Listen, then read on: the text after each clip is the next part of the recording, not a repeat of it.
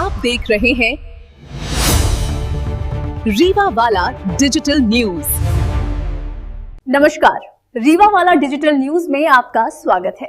मैं हूं काव्या। तो चलिए शुरुआत करते हैं बड़ी खबर से। रीवा, जहां कानून की किताबें धूल खा रही हैं और बालू माफिया सड़कों पर अपनी हुकूमत चला रहे हैं। रिंग रोड, जो शहर की रफ्तार बढ़ाने के लिए बना था, आज अवैध खनन के कारोबारियों का अड्डा बन चुका है। सवाल ये है कि आखिर ये सब किसकी शह पर हो रहा है? जरा सोचिए, सड़क के दोनों किनारों पर खड़े दर्जनों ट्रक बालू और गिट्टी से लदे हुए और बीच में जान बचाकर निकलते आम लोग। ये सड़क है या मौत का जाल? हर पल हादसे का खतरा, हर मोड़ पर डर, लेकिन जिम्मेदारों की आंखों पर पट्टी बंधी हुई है। स्थानीय लोग खुलकर आरोप लगा रहे हैं। अधिकांश कारोबारियों के पास न परमिशन है न कागज, फिर भी धंधा खुलेआम चल रहा है। आरटीओ ऑफिस से गुड़ ओवर ब्रिज तक ये पूरा इलाका जैसे माफिया के कब्जे में है और खनिज विभाग, वो या तो गहरी नींद में है या फिर सब कुछ देखकर भी अनदेखा कर रहा है। सूत्र बताते हैं, डी-मार्ट के सामने, पटेल मोटर्स के पास कई जगहों पर ये अवैध कारोबार धड़ल्ले से चल रहा है। नाम भी सामने आ रहे हैं, लेकिन कार्रवाई शून्य। अब सवाल सीधा है, क्या प्रशासन इतना कमजोर हो चुका है कि माफिया के सामने घुटने टेक चुका है, या फिर ये पूरा खेल मिली भगत का है? रीवा की जनता पूछ रही है, कब हटेंगे ये ट्रक, कब रुकेगा ये अवैध कारोबार और कब जागेगा प्रशासन? क्योंकि अगर अब भी कार्रवाई नहीं हुई तो अगली खबर किसी बड़े हादसे की होगी और तब जवाब देना मुश्किल हो जाएगा।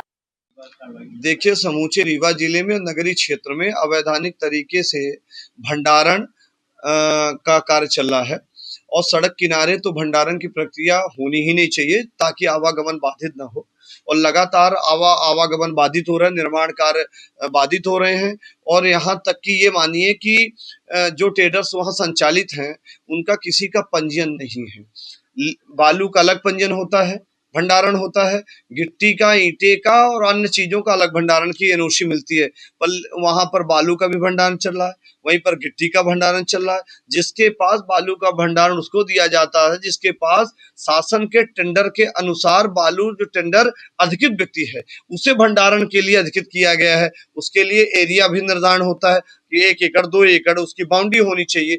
उसके पास अधिकृत है, अधिकृत एजेंसी यानी अधिकृत जो संविदाकार है वो अधिकृत करेगा।